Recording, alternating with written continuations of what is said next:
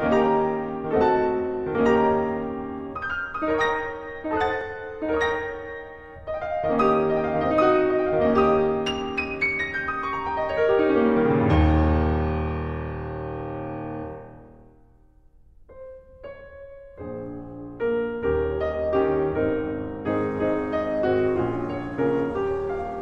everybody.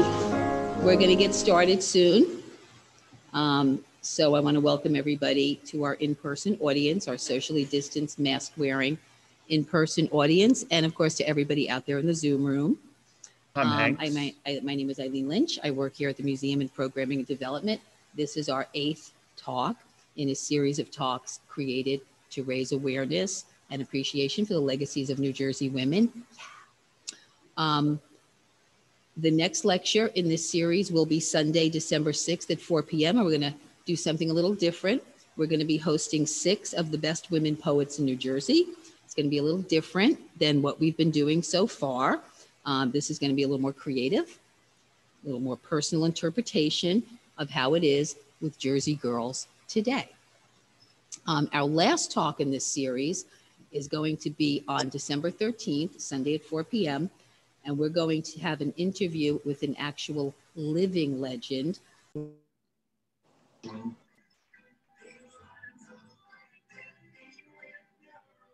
So I'm on mute. On the Hoboken Little League team, despite the fact that she was a great pitcher.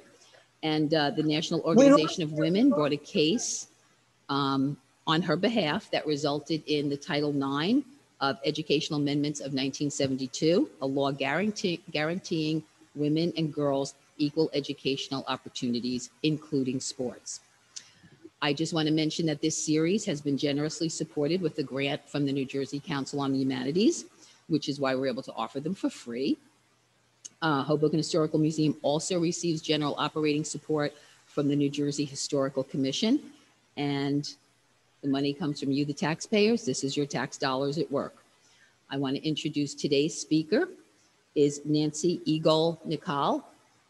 And she's an artist who also works in collage, like Anne Ryan herself. And in addition to her own art, which is included in many public and private collections, she came to our attention through her fantastic website, where she writes about women artists. And she had a wonderful piece about Anne Ryan. And we're happy to have her here today to tell us all about Anne Ryan's life and work. Nancy, thank you so much.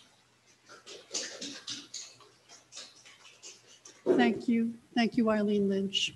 It is my pleasure to be here and actually to see people here in person and to welcome the people who are here on Zoom.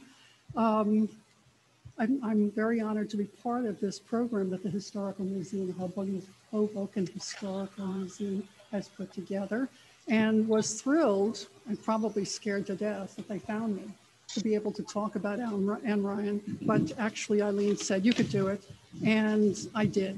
And I've done a lot of research. I feel very lucky that I was actually able to speak with Tom McFadden, who is Anne Ryan's grandson. And he was 7 years old when she died. So he's been around probably since about 1941, maybe when he was born.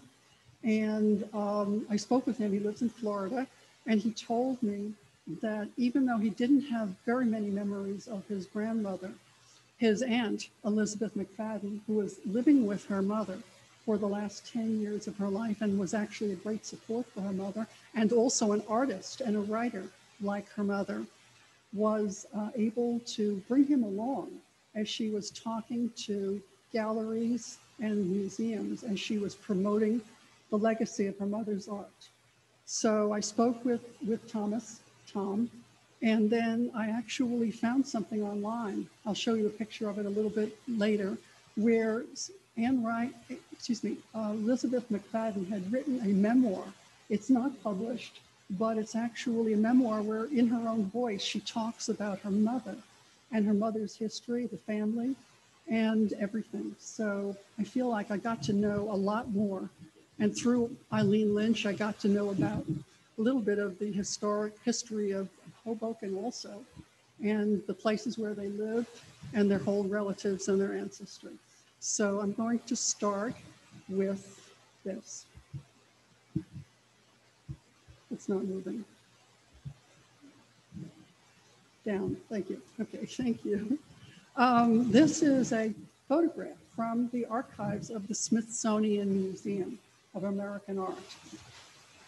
Elizabeth McFadden had actually contacted the museum, and they have boxes and boxes of photographs, catalogs, exhibition history, and postcards, and everything that is related to her career, including, which I thought was really interesting, she does some oval-shaped collages, and they have a template of the way she cut the collages.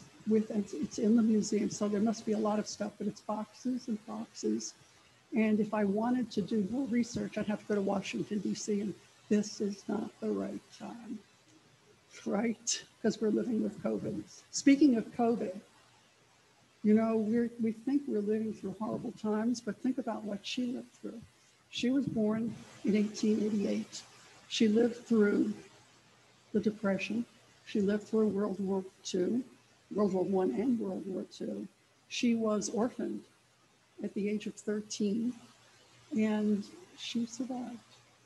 And her focus was her art. She always wanted to be a writer, a poet, and then she decided she wanted to be a painter, and then she decided she wanted to be a printmaker, and then she decided she wanted to make collage. And she did it all, and the numbers are astounding, because I read when I was doing research on her printmaking that she created at least 100 prints. And then when I read about her collage, I read that typically in the museum sites, they say more than 400. Tom McFadden said 700, and he has 100 of her collages. So that's an incredible output of production, and she was determined. So this is a picture of her, and she's in her Bank Street home, which she and her daughter Elizabeth purchased. They converted it into a place where they could have tenants. So there was a 4-story. And a little bit later, I will show you a picture of the house on Garden Street that the Soren and Ryan family lived in. And what I read, which was very touching, was that the Bank Street place in Greenwich Village, her brother came over from Montana, and he said, well, this is just like the house on Garden Street. It's a smaller version of the house on Garden Street. So, and she felt wonderful about that. It filled her with joy, because then it brought her back to her grandmother and the happier times in that house. Anyway, the other thing I have to tell you is, if you look at this picture, Anne Ryan made all her own clothes. Everything she did was handmade. And by the way, the picture behind her was probably her own painting. And it's wonderfully framed. And her desk that whatever it is sitting on is something that was donated to her. It's a square desk. And you see how neatly her brushes and her tools are organized. She was very, very neat and very fastidious about everything. And she looks very, very determined. That's what I think. And she was. She was very determined in whatever she did, and she succeeded. There she is, look. Okay, this piece is got a number, 353. And you can see that it says at MOMA 2017. Yeah. This was a piece, this is my introduction to Anne Ryan. I was actually standing in the gallery at the Museum of Modern Art. The show was a blockbuster show with 100 women artists representing, 100 works by 50 women artists who were prominent in the 1950s. And the show was called Making Space, Women of Post-War Abstraction. And what I saw this piece, and it's a small piece because all of Anne Ryan's works are small. I thought, why haven't I seen this piece? Why don't I know this artist? And there were 4 of them. And they were next to a very famous artist whose work I recognized. It was a white piece by an artist named Yayoi Kusama, who is actually still alive. And she's Japanese. And her big thing now is infinity rooms, which are installations. And people line up around the block in Chelsea to see her work. And sometimes they don't even get in. Okay, so here is this white painting by Kusama next to Anne Ryan's on the wall. And Then right next to Anne Ryan's was wall text. And this is the wall text that I see whenever I go to the Museum of Modern Art or the Metropolitan Museum website or the Whitney Museum's website or the Hirshhorn Museum's website. It was printed and pasted right next to her artwork, and it says basically that she was inspired by Kurt Schwitters. They all say that she's inspired by Kurt Schwitters, which kind of takes credit away from her as an artist. And if you think about her work, yeah, Kurt Schwitters is one of the most famous collage artists, and he was born a year before Anne Ryan in 1887 in Hanover, Germany. And he died in 1947. So she saw his works at the show. It was the Rose Freed Gallery on 57th Street in Manhattan. And she saw the show and she was blown away by his work because his work was small. And she had been doing printmaking up until that time. And then she said, this is my future. This is what I have to do. She was so impressed by what he was able to accomplish. So yes, she was inspired by him, but her works, even though they're small, like his, are her own works. Okay, I love this piece. 1948, you notice it has the number 13. She did number her works. Her daughter made sure that she numbered her works. And then what I read in her daughter's memoir was that some of the pieces were duplicate numbers. So it's hard to know, how did she know which one was which? The other thing I read was that because there was soot coming into the apartment that they lived in, or she lived in, which was on West 4th Street in the Village, it was a 2-room cold water flat with very cheap rent because Anne Ryan didn't have a lot of money. So she bought these pastel books, which are probably like scrapbooks, and she put her collages one in each page slot so that they were protected. And then her daughter, Elizabeth McFadden, said she put the pastel books into folders and stuck them in a file cabinet drawer. So they were just stacked up. But the other thing was that on Sundays, she shared her collages with her daughter. On Saturdays, they would go to museums and galleries together. And on Sundays, Anne Ryan shared her collages with her daughter. And her output was prodigious. 700 collages in 6 years. And every one of them could be in a museum. They're all spectacular. What I love about this piece is the contrast of the darks and the lights. I love, you see the upper left that looks like folded paper? That's actually 1, 2, 3, 4, 5, 6, 7, 8, 9 pieces of paper that are on top of each other. And you can see, how they overlap. And by the way, if this piece is like 6 or 7 inches tall, that piece of tan overlapping paper that's collaged might only be 2.5 or 3 inches. And you can see that there's some text on the middle top, looks like as if something out of a newspaper or a magazine.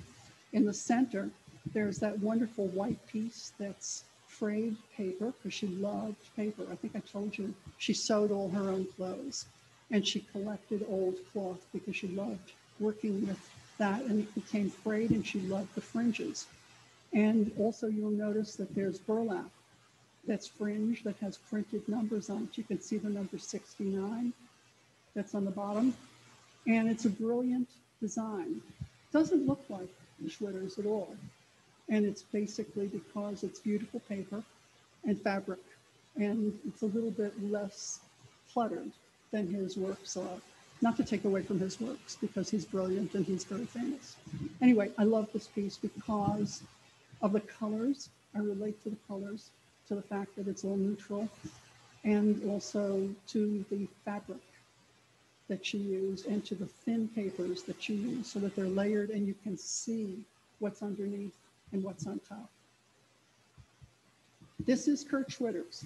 It's called MZX13, dated 1947. That was the year he died. And if you look at this, you can see how different it is from what I was showing you that was by Anne Ryan. Now this piece is where is this? Is 5.5 by 4.25 inches, but it's mounted on white paper that's got stains on it. So probably, it's probably 8 by 10, something like that. Maybe just a little bit bigger than that. But the actual collage itself is only 5.5 by 4.25, which is tiny, you know? And you can see that he's included things that they're date cancel in the upper left. And he's famous because he picked up papers from the street in Hanover, Germany, where he was living. And his work is famous because he was putting together common objects, the stuff he found picked up on the street, and putting it into art. So low art into high art. And that's what they talk about when they talk about Schwitters. To compare him to Anne Ryan, you say, well, the comparison is they both work small, very delicate, but her work is about the materials that she used. And his work is about the materials he found. Very different. Okay, this is number 256, so probably maybe the second or third year that she was working in collage. And what I love about this is the very delicate wool that you can see that's pink, and the torn white papers. And there's a lot of energy and direction in this. Everything is moving in kind of a circle. So, and I love that little blue piece that might only be a ½ inch or less that you can see on the upper part of the picture. So basically it's black and white, tan, very pale pink, and then teal blue with a white border. I have to turn my page.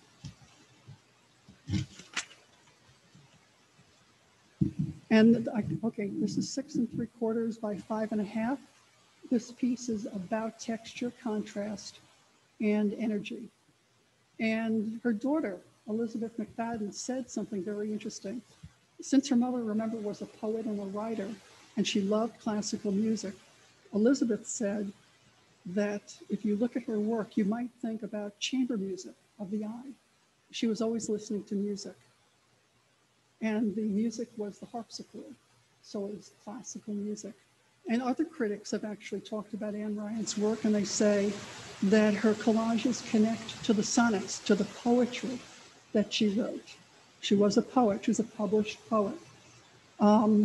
And I don't really know too much about poetry, but I was talking with my son, and he said in iambic pentameter that there are 10 beats. So look at this and see if you can see beats and count them: 1, 2, 3, 4, 5, 6, 7, 8, 9, 10.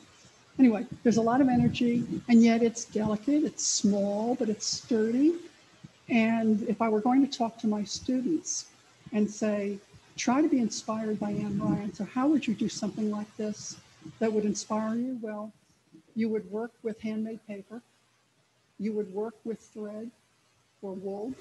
You would work with figuring out how to tear the pieces so they looked clean, but also as if they had been torn by hand.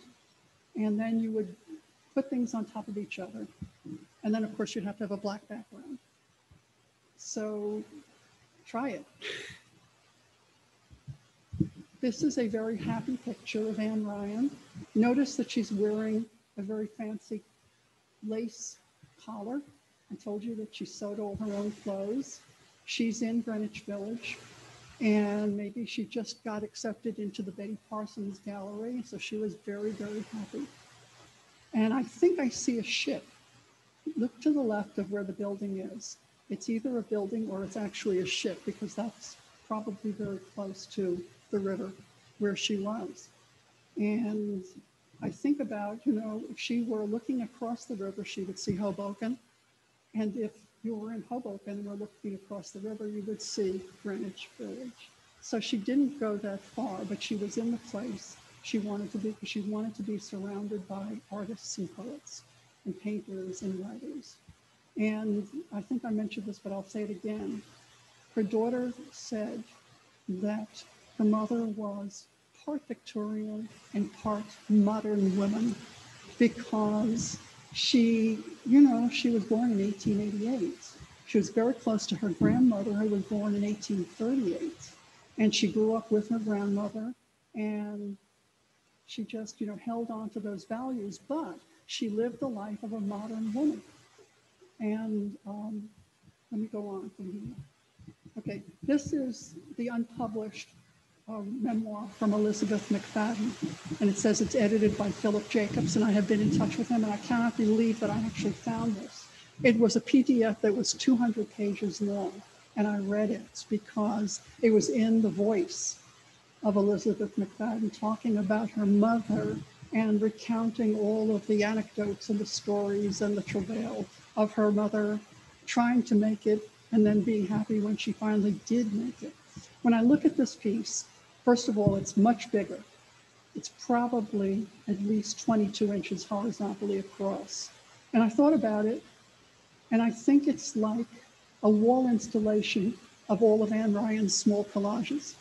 So if you look at it, you can notice that it's on blue paper that was handmade paper.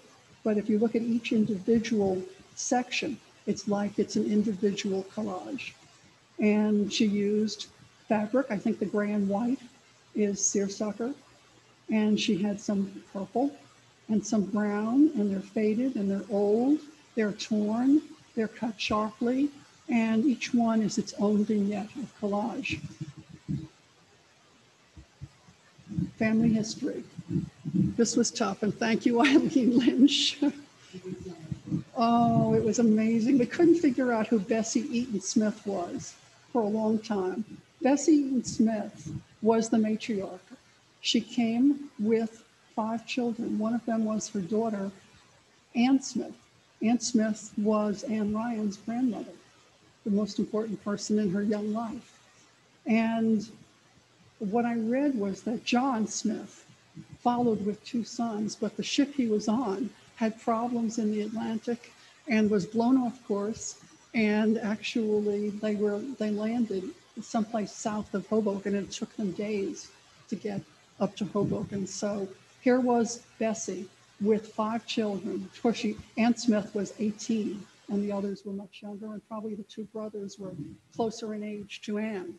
So they were all reunited, and at the time, Bessie Eaton Smith said that Hoboken reminded her of what they had left in Ireland, in County Meath, because people had cows, maybe they had pigs, maybe they had chickens, and it was a little pastoral.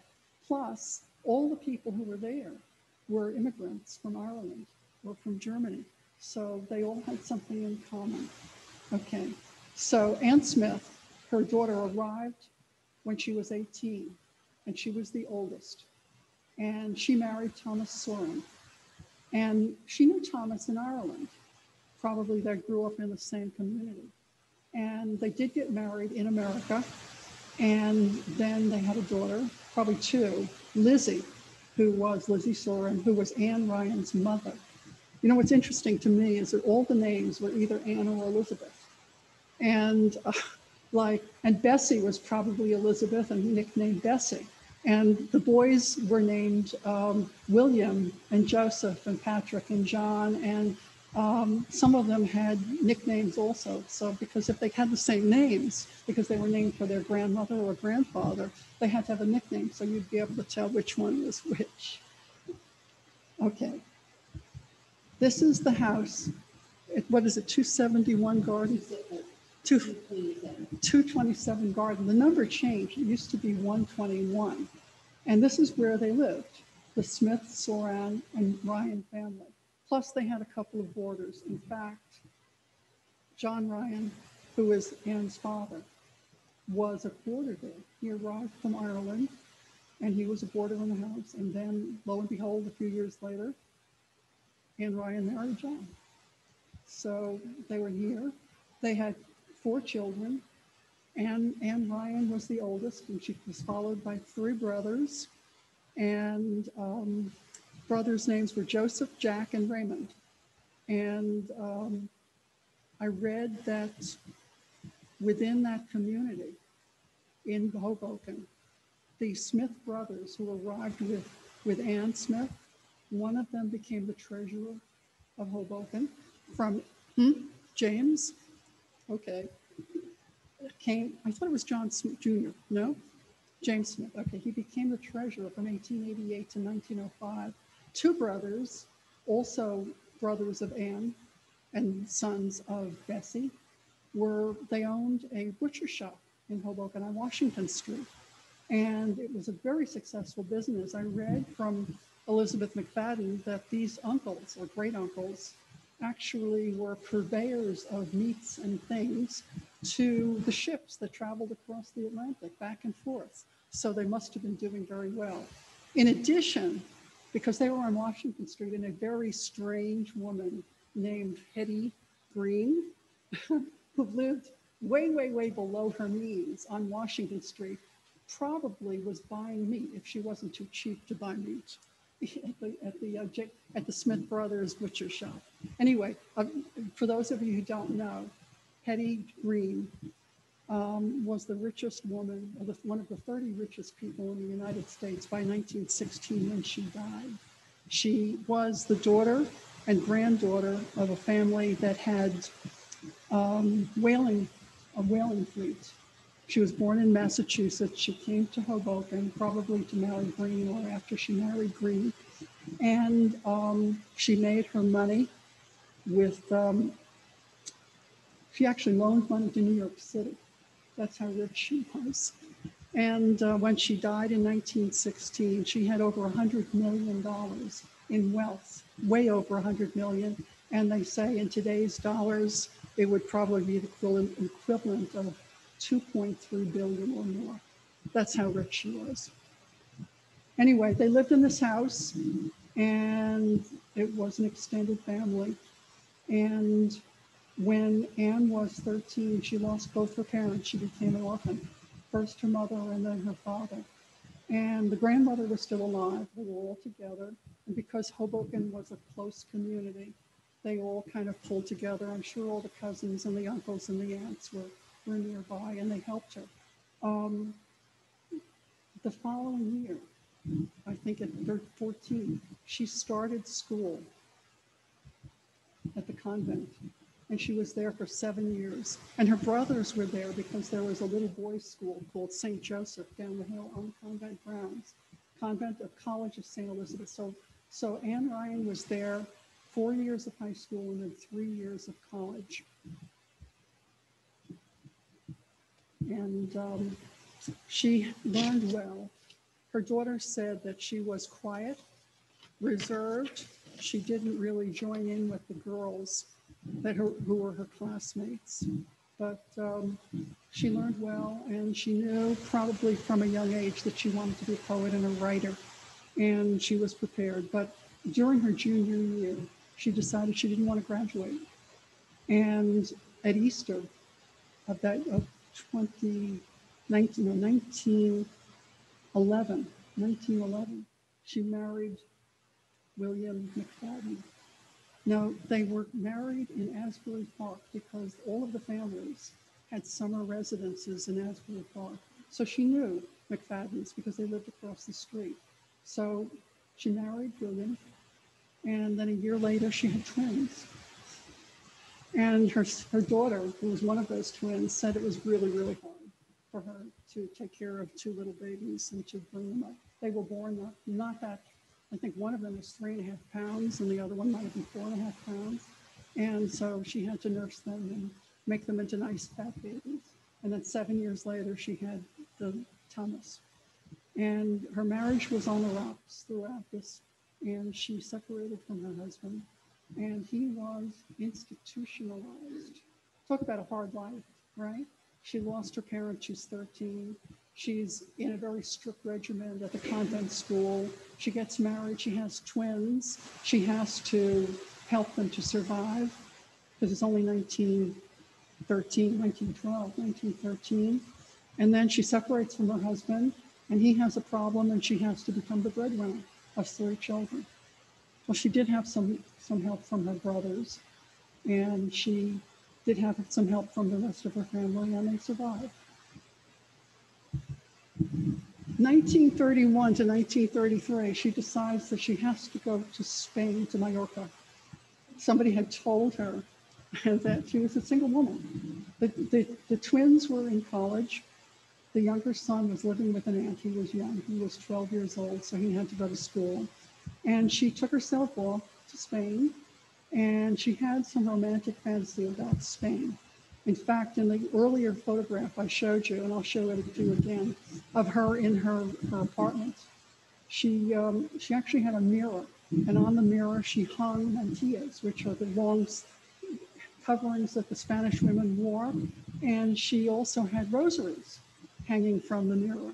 Because she was probably a devout Catholic, but I think that maybe the rosaries came from Spain, and it was a matter of being still connected to Spain. She didn't stay there because it was very tough to live there in terms of money.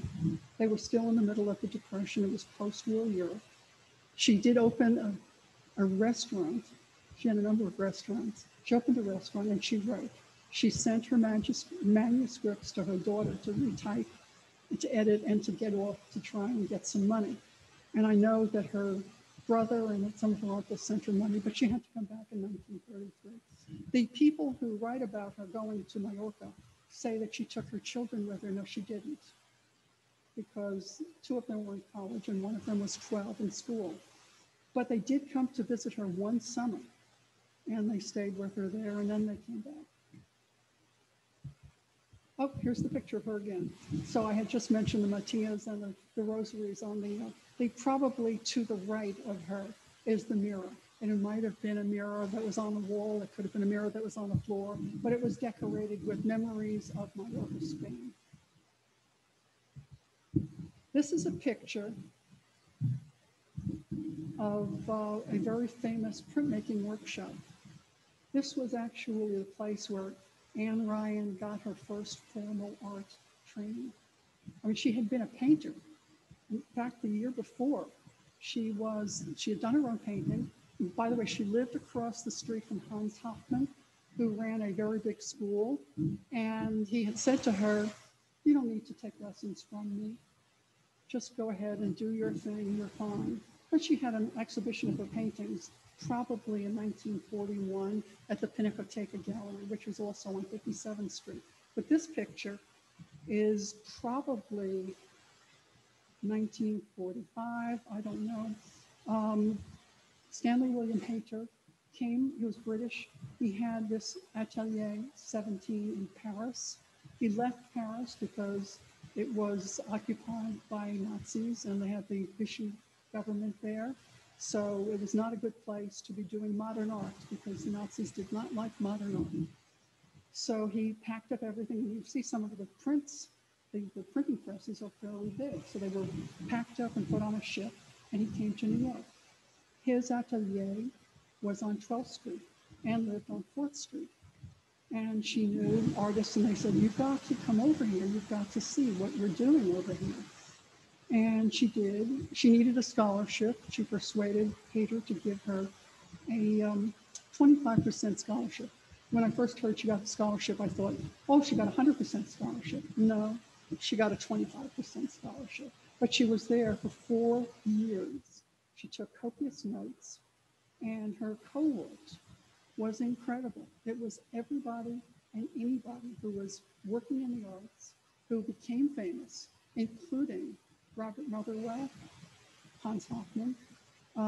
Let's see who else. The women were Louise Bourgeois, Louise Nevelson, a whole bunch of other names who were very famous in the 40s. And she was there with them. And she took notes, and she was a good student. And this is one of her woodcuts. And it's called Primavera. It's probably about 20 inches wide. Notice the black.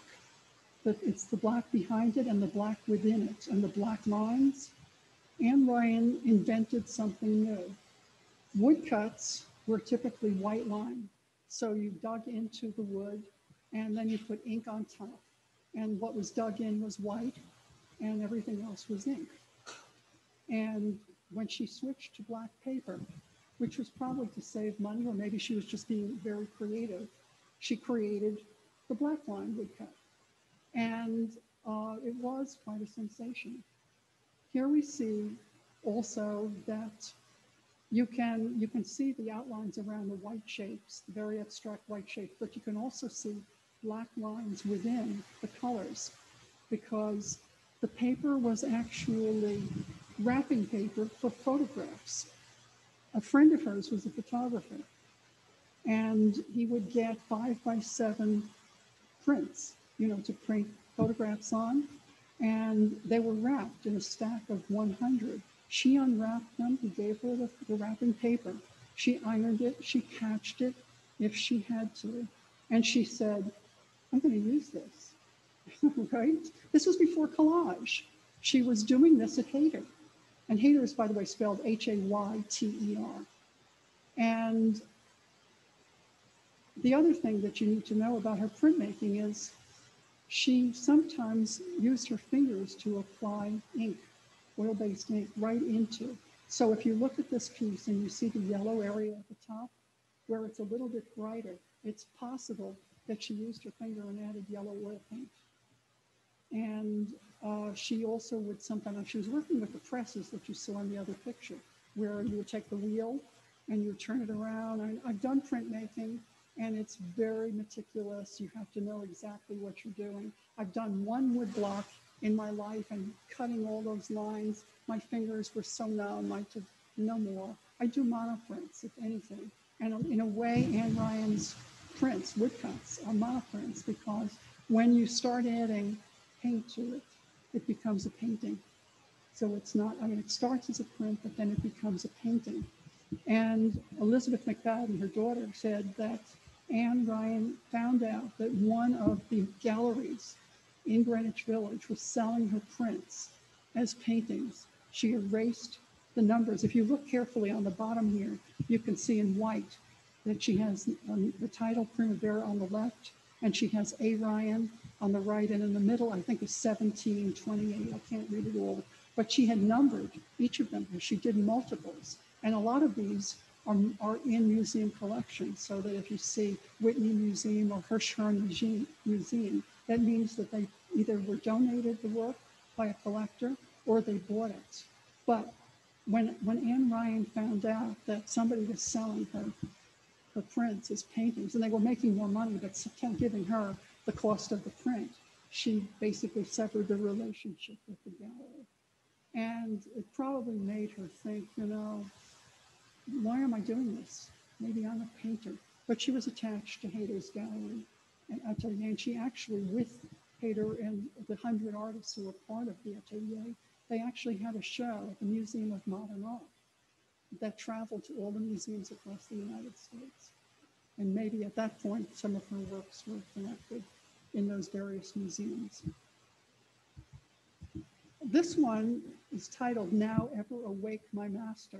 And I think it has to do with a poem, but I'm not sure which poem. And this one, you can tell, has a lot of her hand painting in it. Can you see there's a figure in blue that's kneeling with a hand raised forward? And then there's a figure standing in red. In the center on the top is a yellow sun. And then in the white area, which I think is water, there's an anchor. And then there are some ships that you will hardly see that are in the background. And all of the lines, or most of the lines in this, are actually the grain of the wood of the block. If you see the lines that show up in black against the colors. And I'm sure that she painted red into the red and blue into the blue and yellow into the yellow. If you look at the top, which is blue, you can see that there's a little bit of yellow in it at the very top, and that's probably hand painting. Another woodcut. And you can see the black border. That's the black paper that she used, the photo wrapping paper. And this looks like a painting. The only reason you know that it's a print is because of the lines that are in the background that shows through the ink on the thing. Okay, I read from her daughter's memoir that she knew about the collage show that was Schwitters' exhibition in New York, and she hesitated because she was, you know, maybe she understood that she was going to have to give up printmaking and then move on to collage. So there was a little bit of hesitation. But she and her daughter, they went together. And I think I read that she went 3 times. And the first day they went was a Saturday, and she said nobody was there in the gallery. And I have to say that a lot of times artists said, well, nobody's in the gallery. Well, this was in 1948, and this was Schwitters' show. He had died the year before. This was the first time his work arrived in the United States.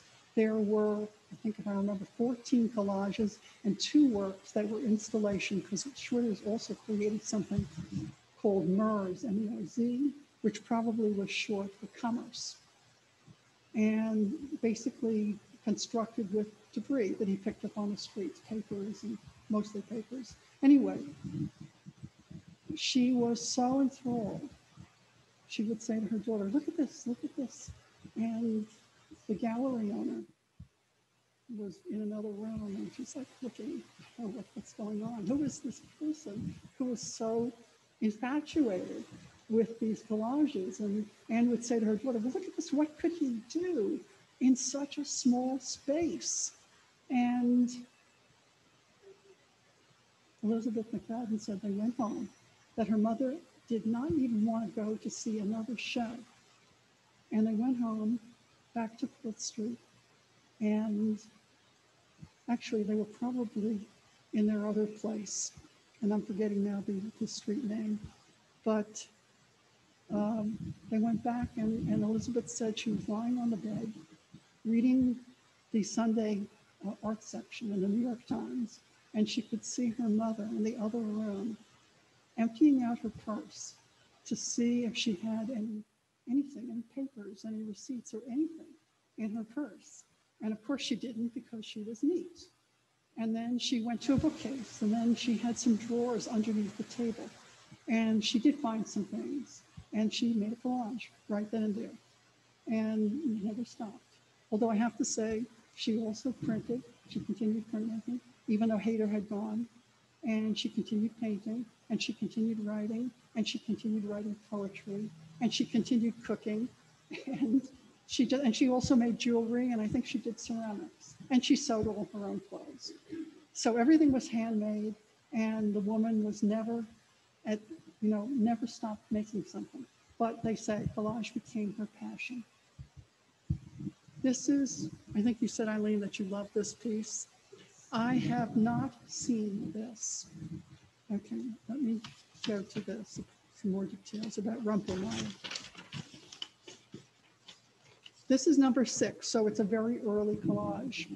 And I think it's 4.5 by 6 3/4, but it's on this tan paper. So it's bigger. Because what I saw at the Museum of Modern Art was probably, it wasn't like this, it was bigger, the way it was mounted and framed. What's interesting about this to me is the little story that goes with this. Elizabeth McFadden said that they went to Rumpelmayer's, which was a tea cafe. It was arrived in the 1930s, and it was part of the St. Moritz Hotel, which was on the corner of Central Park South and 6th Avenue in Manhattan. And it was a place probably to go for cakes and tea. And that's where they went. And Elizabeth said she saw her mother put 3 sugar cubes into her purse and take them home. And guess what? They're showing up here. And you see St. Moritz, you see Rumpelmayer, you see coffee, and maybe there are some other things that are part of the collection. On the very bottom, it says on the counter, and maybe that was part of the receipt for the little tea and coffee that they had. And this one, because it's number 6, shows its homage to Schwitters because she was collecting. But she had to go to Rumpelmayer's to collect. She wasn't going to pick it up off the street. Number 57, maybe we're into the end of the first year of her making collages. Remember I mentioned the oval template that she had donated, that her daughter had donated to the Smithsonian? Well, you can see how well it's shaped.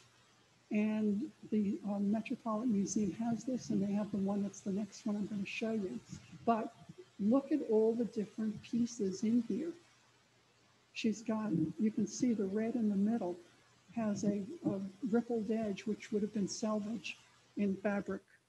And then there's some frayed fabric on the lower right that's red and black, and you can see the edges. It looks like the red horizontal from bottom right to upper left might be actually underneath or through the fabric. So this is fabric, it's paper, and there's also, well, it can't be a chopstick because this thing is too small, but it looks like a chopstick. The other thing about Anne Ryan is a lot of her friends at this point were giving her papers, and some of the papers came from Chinatown. So they were gold foil or silver foil. When I first saw this, I thought, well, yeah, it's a chopstick, but no, it's not a chopstick because this piece is only 6.5 by 5.1/8. So it can't be a chopstick, but it looks like a chopstick. And it's on a beautiful piece of white handmade paper. So it's beautiful paper on paper and fabric and mostly reds. Red and white and gray and a very pale teal. And you can see that she was very careful in the way she placed one thing on top of another. And even though it's an oval, you have a sense of the vertical design because of the shapes, the rectangles, and also of the piece of wood that looks, a paper that looks like it's a piece of wood. I think there's also some lace in there. If you see something on the right side near the white that's going into the brown. So maybe she used lace also. This is another piece that Metropolitan Museum of Art has, and it's a horizontal. And this piece is 4 3/4 by 3 3/8. Can you imagine? And that's maybe the brown paper on the outside, or maybe it's the size of the oval. You can see that she's got some woven linen that's above the time, and I don't know what WA means. And also look to the right, you can see that she signed it, and she signed it 159, and then you can see at the top of the oval, she's got Ryan, that she's written in a very delicate way. She's done brilliant things with the fabric. And the tones, the tonality is wonderful. And the fact that she has it on this khaki colored paper on the back ties it in.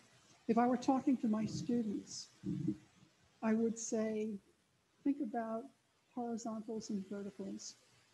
Think about mostly light colors, but add a few dark colors. That would be the browns. Think about how blue and orange are considered complementary colors. But if you change the blues and make them more gray blue, and you make the oranges more tan orange, you're dealing with complements. And it works, it always works. And make some of the pieces richer and make some of the pieces smaller. And if you're working with fabric, make some of them a little bit more textured and make some of them a little bit thinner and more delicate. And you have all of these relationships and contrasts. And the genius is that she put it all together. Now, this one I think is also in the Metropolitan. No, what my notes say that this was one of the pieces that was in the Betty Parsons Gallery. Betty Parsons Gallery was one of the most important galleries in New York City at the time. And Anne Ryan was a member of the gallery. And I will tell you in a little bit, there was a 9th Street show, which was in 1951. 14 of the 70 artists were from the Betty Parsons Gallery. Anyway, look at the circular design in this, which shows up in the blue, tiny, tiny little strips of paper. And look at how everything is so delicate and overlapping so that you can see one thing on top of the other, and yet it's still delicate. There's a lot of energy, and it's all about the texture of the paper and the texture of the fabric. Here it is, the 9th Street show. Can you see the handwriting that's below and above 9th Street? Let me read you something.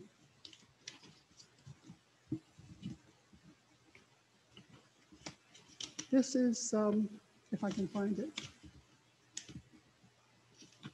Okay, here it is. Robert Motherwell, who is no longer alive, but is one of the most predominant artists of the mid-century and modern artists.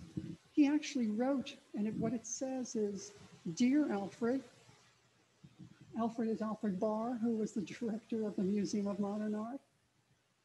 "The very young artists who have organized the show think that you perhaps, more than anyone, can appreciate what they regard to be its historic importance." You can see it in the text here. And he says, "And being too timid to do so themselves, have asked me to invite you to see it. For my part, I think it is stacked for various reasons in favor of the influence of Pollock," that's Jackson Pollock, "and especially de Kooning, Willem de Kooning. But all the same, I regard it as a whole extraordinary in its energy, freshness, optimism, and consequently really worth seeing. I hope you are well and not too overworked and have a good summer. Cordially, Bob Motherwell." So he was sending a note on the postcard for the 9th Street show. There might be a movie being made about it. There certainly was like a blockbuster book, 9th Street Women, written by Mary Gabriel, that everybody was reading, because the abstract expressionist artists in the 1950 and 51, nobody knew about them. The people who were collecting art were buying European art. They were not interested in American artists. So here were all these people who were trying to create something new, and they were the people who became the important artists. And Anne Ryan was in the show, but nobody wrote about Anne Ryan because they were only writing about Pollock and de Kooning. And the thing is, what Pollock did was he made very, very large works. And Anne Ryan made very small works. And there's the difference. This one is higher up, it's number 534. And Anne Ryan was working with the handmade paper maker's work, Howell. And he became very famous because he actually introduced very old techniques and brought papermaking back to the United States. And all the artists, including Motherwell, were using Howell's papers. And so was Anne Ryan, because Anne Ryan was doing everything. She was in every place she needed to be, interacting with people she needed to interact with. And she knew them all, and they knew her. Well, this is a gorgeous piece. I don't really know how big it is, but it's probably small. It seems a little bit more finished on the edges and a little bit closer. It's not as frayed. The materials are not as frayed. They're a little bit more geometrically connected. But beautiful materials, because that's what she was always about, is the materials she used and the way she put them together. This is a bigger piece. Look at the number 618. And also working with Howell's papers. And it's about texture. It's about the different modulated colors that are all very monochromatic. And it has a sense of being like a totem. If you look in the center, it seems to build and go up. So it's a very powerful piece. It'd be hard to duplicate this if I were teaching a class or trying to do this myself. I couldn't do this. First of all, I wouldn't have been working with the material she's working with. But more than that, you know, she was her own person. Okay. 20 years after she died, thanks to her daughter's diligence in promoting her mother, she had a solo show at the Brooklyn Museum. You can see it's 1974, and Anne Ryan died in 1954. And I'm looking for the information. I think there were 50 pieces by Anne Ryan in the show.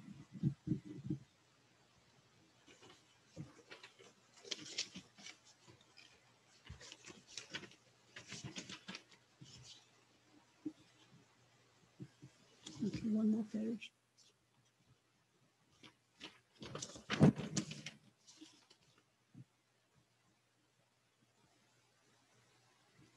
50 Collages is a solo show, first museum retrospective 20 years after she died. The catalog said, Anne Ryan used her materials with a discretion and sensitivity that added a deeply personal dimension.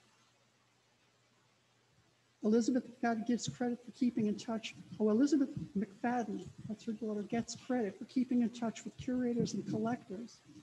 And I wonder, you know, because when I spoke with Tom McFadden, who's her grandson, he said that he often went with his aunt to the galleries, to the museums, to talk with the directors and the curators. And he is now the person who's the executor of the estate of Anne Ryan. He followed his aunt, Elizabeth. But he got to know all these people, and they know him. In fact, the Washburn Gallery I contacted gave me his email. I was desperate. I need to speak with somebody who's, you know, a relative of this person. And I sent him an email, and he sent me back an email, and he said, call me. And I spoke with him on the phone, and we did a couple of more emails back and forth. He's the one who told me that she had done 700 collages and not 400 collages. And he said he has 100 of the collages still. And he said he was thrilled to be her grandson. I asked him, what was it like to be the grandson of a famous artist? Now, if I had been able to speak with Elizabeth McFadden, who basically dedicated her life to her mother, I would have said, you know, what was it like to be the daughter of a woman who was so driven to, you know, do what she needed to do, and then she went ahead and she did it. What was that like? Pretty amazing. How am I doing for time? Good. Okay. Okay, now this is the last thing, or the next to the last thing, and then I can go back, or I can answer questions. Anne Ryan was never a household name, but then she never intended to be. Well, maybe she wanted to be a household name. But in any case, Deborah Solomon wrote this in the 1989 for the New Criterion magazine. And she was basically talking about the fact that Anne Ryan's works, because they were small, were eclipsed by the artists who worked big. And also eclipsed because she was a woman. And all the artists who were getting credit were men. It wasn't until the 1970s when you started to have females who were writing for the magazines, who were curators, who said, we have to have women. And they started to write about them. And when you write about somebody, you make them more noticed. And when I spoke with Tom McFadden, I mentioned to him that Holland Cotter, who's a wonderful critic and writes for magazines and newspapers and reviews, he had written about Anne Ryan for the show Making Space, which was in 2017. And he said basically the excuse that the Museum of Modern Art made creating the show was pretty lame. You know, all of the 100 pieces by the 50 artists were in the permanent collection of the museum, but never got shown in the permanent galleries that were open to the public regularly. So he said, and he used Anne Ryan's picture of her collage that was reproduced online, and it was her picture that was that led his article about the show. And he said, isn't it time for the modern to actually start showing these women and not just, you know, having them in their permanent collection? In fact, the Museum of Modern Art was under construction, and he suggested that when they opened up their galleries, wouldn't it be nice if Anne Ryan's work was hanging in the same gallery as Jackson Pollock? But of course it didn't happen. I went to the museum and I looked, I went in there and I said, where is it? No, it wasn't there. So the next is the last. These are her collections. Can you see this? Can everybody see this? And pretty amazing, pretty amazing. So it's time for all of these people to reorganize their galleries and to take this wonderful work, which is absolutely expresses abstract expressionism and is a unique personal vision. And what she worked with, she was true to Schwitters in terms of scale. And also, you know, the fact she combined things in collage, but she was true to Anne Ryan in the way she used her materials, because it was basically about her materials and her vision for what, you know, the way she put them together. So, am I done? We have some questions. Yes. I just want to say it's kind of wonderful because people online are talking to each other about how much they like the work, and they're asking each other questions. That's kind of wonderful. Cool. Somebody here has a comment. Good. Did she live in New York City and her studio was in Hoboken? Or did she live and work in Hoboken? She, in the 1910s, while she was still married, no, excuse me, in the 1920s, while she was still married, she would sneak into Manhattan because she, you know, wanted to make connections with writers and poets. And she did. There was a bookstore called DACA, D-A-C-A, that she went to. So she knew all these people because at that time, visual artists, painters, and poets hung out together. They went to restaurants together. They went to their loft spaces together. They were all poor. They were all struggling, and they were all in it together. And she was always in New York City if she could. Her daughter Elizabeth said that she'd come back from New York and she was refreshed. She was like she had revived herself. But she worked, when she finally went to Manhattan, she worked in Manhattan, and she was on 4th Street or on, I can't remember the location of the other place, and I should have, but anyway, she worked. She worked in her home. She worked at the Atelier, which was on 12th Street. Oh, she was a baker, but she did have, I did read also in reading about Lee Krasner, that there was a McFadden's restaurant in the city. And I wondered, you know, was that her son's or hers? She had a bakery, but it didn't, you know, they sold it and they moved on to something else because they could never make money. But the McFadden's restaurant, according to the author writing about Lee Krasner, says that people would come in, the artists would come in, they'd order hot water like soup, add ketchup, salt and pepper, and then not pay for much of anything, and never left a tip. So it was not a, it was not a, you know, it was a struggling restaurant. It didn't stay open because people didn't have money.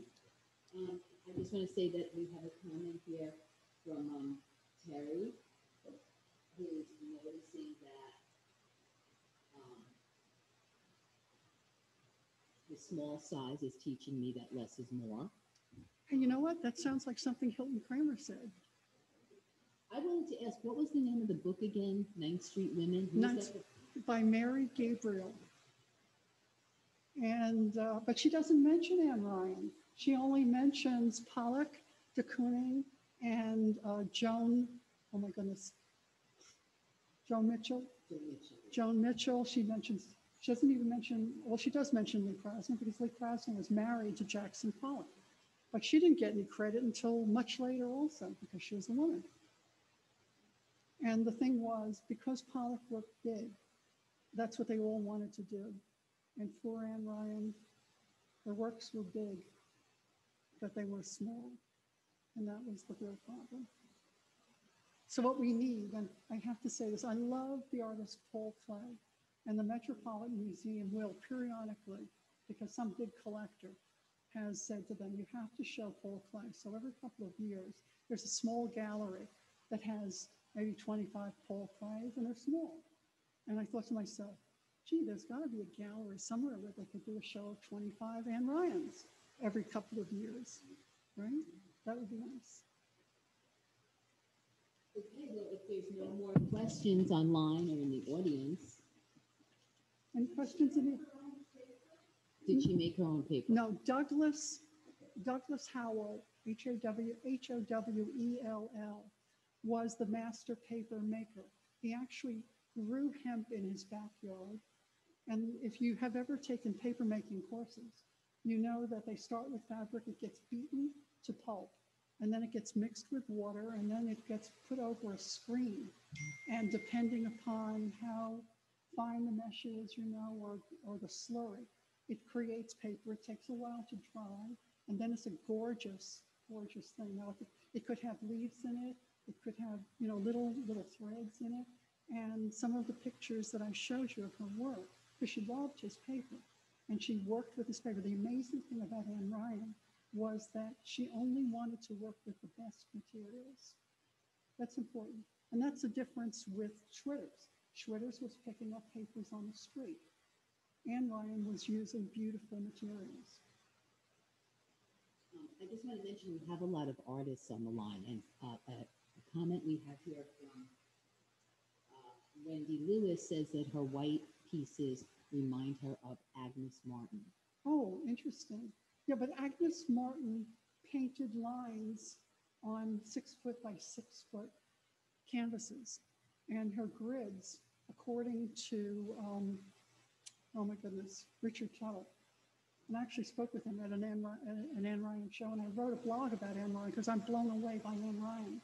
Anne Ryan's grids, he said, were creating space.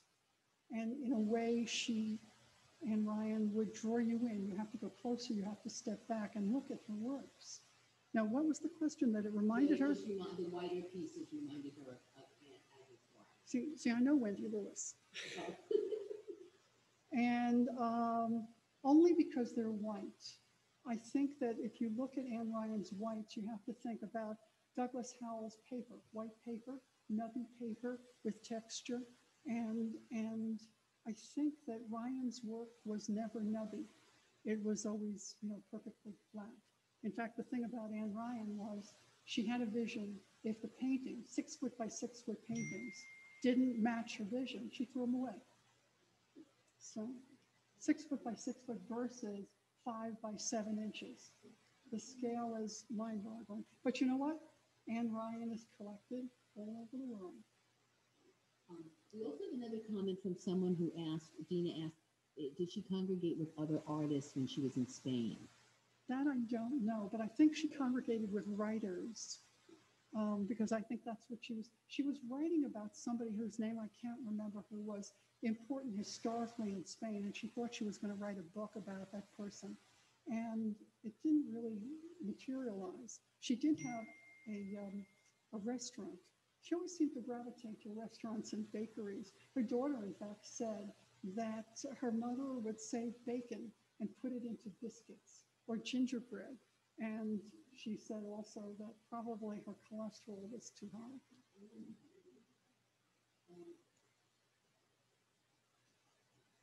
I just wanted to mention for our audience that her books of poetry are in the collections at the Newark Museum. Because she lived a lot in Glen No, Rock. she got married and raised her children in Newark. That's where she lived. But she was always scurrying. And how did she get to Manhattan from Newark? Oh, that was a factory. No, in 1912? Yes. Oh, I was trying to figure that out. I thought maybe she took a ferry. So basically, she went under the river, right? And she got herself her fix for being with artists before she could live in Manhattan. She was in Manhattan all the time, downtown, because that she wanted to be with the artists. And she worked when she finally was able, and the story with the bakery in Glen Rock, she had a bakery in Glen Rock when she came back from Mallorca. And actually her son helped her with that, and they started to do well, and then it just was dragging down. And the artist, Tony Smith, who is a very well-known sculptor, he's no longer alive, he was born in 1912. He knew both of them, both Anne and Elizabeth, and he said, you need to get to yourself to Greenwich Village, give up on this bakery. This is not where you need to be. So she did sell the bakery. She managed to move to 4th Street, and she was working. And then very quickly after that, she was painting. And then she was at Atelier 17 doing printmaking, and she was there for 4 years. And then she continued. She actually had a press in her little apartment. And she sold the press, and she did prints by hand. And everything was handmade, right? So you can do it if you need to. And then she went into collage. And so who was the Japanese white paper artist that Anne? Yayoi Kusama, or Kusama, Kusuma. And God, I don't know how old she is now, but she might be almost 100 or in her 90s. And she's still alive. She lives in a mental asylum in Japan. She has hallucinations and schizophrenia. And her work is all about the hallucinations. So nowadays you have to have, a little connection to something that makes you totally unique. So Kusama is unique because she does a lot of work. She lives in an insane asylum, and she does beautiful work. She's the polka dot lady. If you've seen magazines and you see the polka dots. Oh yes, yes, and she's represented by Zwirner, Zwirner, and her infinity shows are sold out. People can't even get in to see them. So she was in a show with Anne Bonham back in the 40s. No, she was her own person in the 30s and 40s. She was in New York. In 50s she was in New York. Now, I mentioned Kusama because her white painting was on the wall right next to Anne Ryan. And I saw Kusama, I recognized that. Isn't this wonderful? This looks like a collage. No, it's a painting. Oh, it's Kusama. Who's this over here? Who is Anne Ryan? And then why is she in the show? Or why haven't I seen her before? And then why have they put this notice that Kurt Schwitters influenced her? They didn't say that so-and-so influenced Kusama, or influenced Vic Krasner, or influenced Agnes Martin, but they had to put this. And then every time I go online to a museum site, they mention, that she was influenced by Kurt Schwitters. I don't know.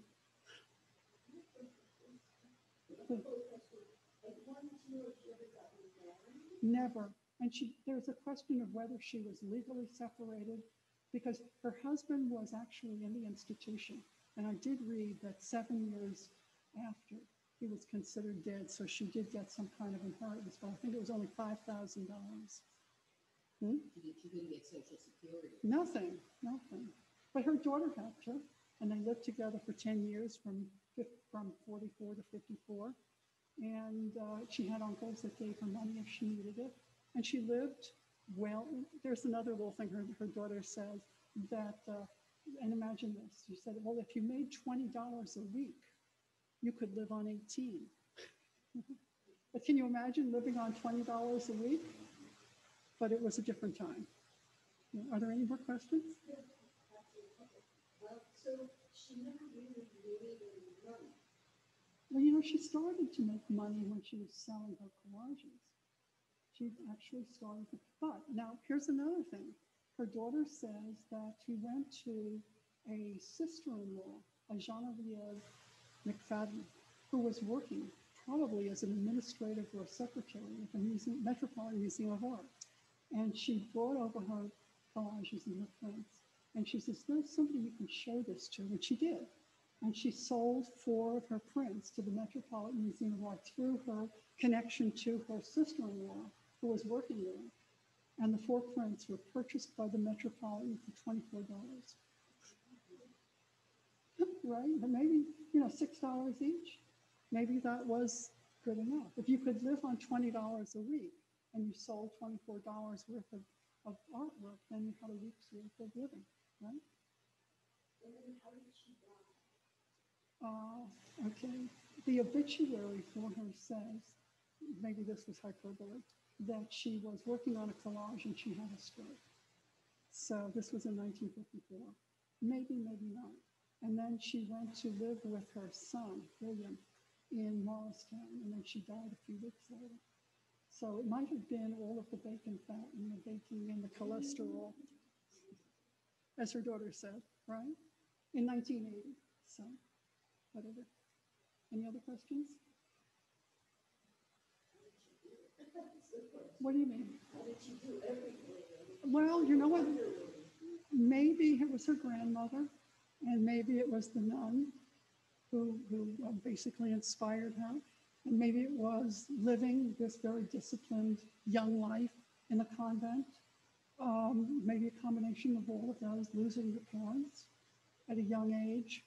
And I didn't say this, we're living with COVID right now, and everybody is focused on death, which is horrible. But think about what it was like to live in 1900, right? It was much more common for people to die. You lost children, you lost your parents. They had the flu was before, wasn't it? That horrible Spanish flu. 19? 1918, okay. Well, you know what, if she was born in 1888, do the math, she lived through it. And the other thing I forgot to say was, I was thinking, you know, I'm tall, I'm 5'7", and I thought, well, how tall is she? You know, she made all these tiny, did she have very little hands? Were her fingers small? She was 5'10". So she managed, right? She was able to do what she needed to do. And she was dedicated, devoted, diligent, determined, and persistent, and she did it. And she had a good daughter who made sure that her mother's legacy carries on. And now she has a grandson, and hopefully, you know, because he's the executor. I said to him, when is the Washburn Gallery going to do another retrospective? He said, COVID, they can't plan. So everything is on hold. But all the museums have her work. They know where they are. He's got 100 pieces, and it's time. Thank you. Thank you. Thank you. Thank you so